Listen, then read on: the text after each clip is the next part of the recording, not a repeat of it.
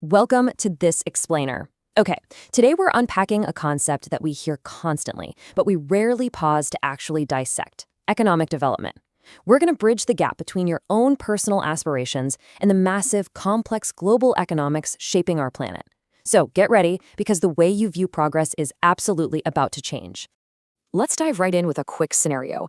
Imagine being offered a job with a huge paycheck, but there's a catch: zero job security and absolutely no time to see the people you love. Would you take it?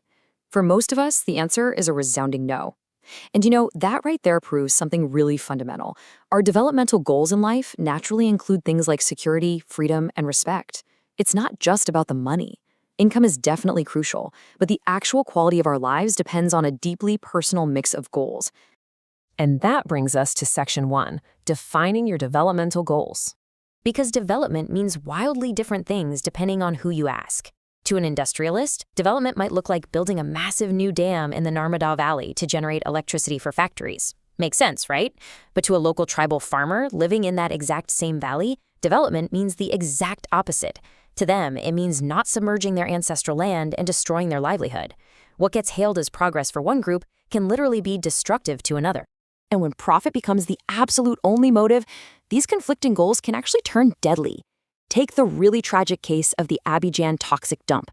A multinational petroleum company hired a local outfit in the Ivory Coast to dispose of 500 tons of highly toxic liquid waste.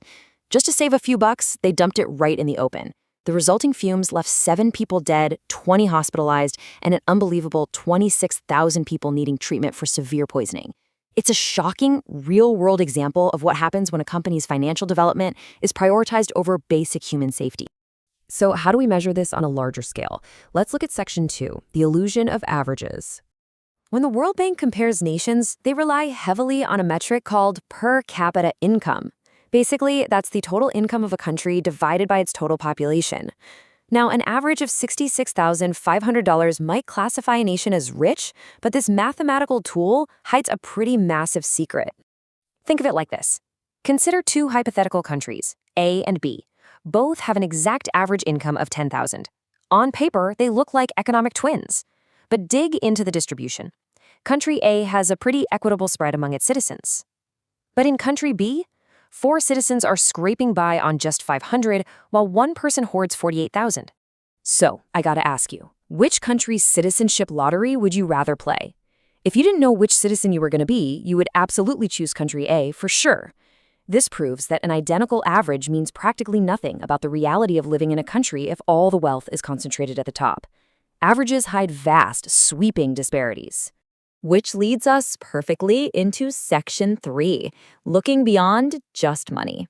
Let's bring this into the real world and look at per capita income for Indian states between 2023 and 2024. Haryana sits comfortably at the top with over 325,000 rupees, significantly wealthier than Kerala at around 281,000 and Bihar down at just over 60,000. If we're only looking at income, Haryana is the undisputed success story here. But we need to bring in another metric. We really have to weigh things like the infant mortality rate, or IMR. This is a pretty sobering metric that tracks the number of children who die before their first birthday out of every 1,000 live births. Forget luxury cars for a second. Can a society keep its most vulnerable citizens alive? And this is where the data gets wild. Despite having significantly more money per capita, Haryana's infant mortality rate is 28. Kerala, with less average income, is at just 6. A baby born in wealthier Haryana is nearly 3 times more likely to die in its first year than one born in Kerala. Why does that happen? Well, that brings us to Section 4, the power of public facilities. Because at the end of the day, money in your pocket cannot buy you a pollution-free environment.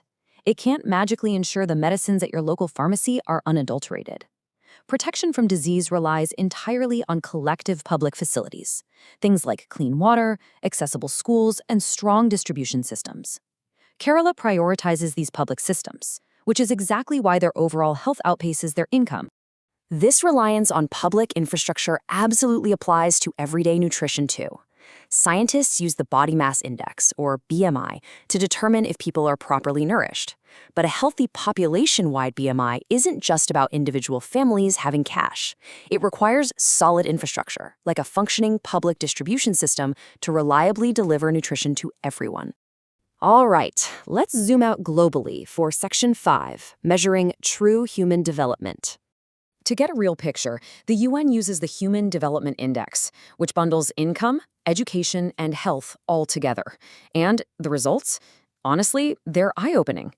Take India. It's a massive global economy, yet it's outperformed by a much smaller neighbor like Sri Lanka in both gross national income and life expectancy. Sri Lankans live a full 10 years longer on average. And the contrasts get even more striking.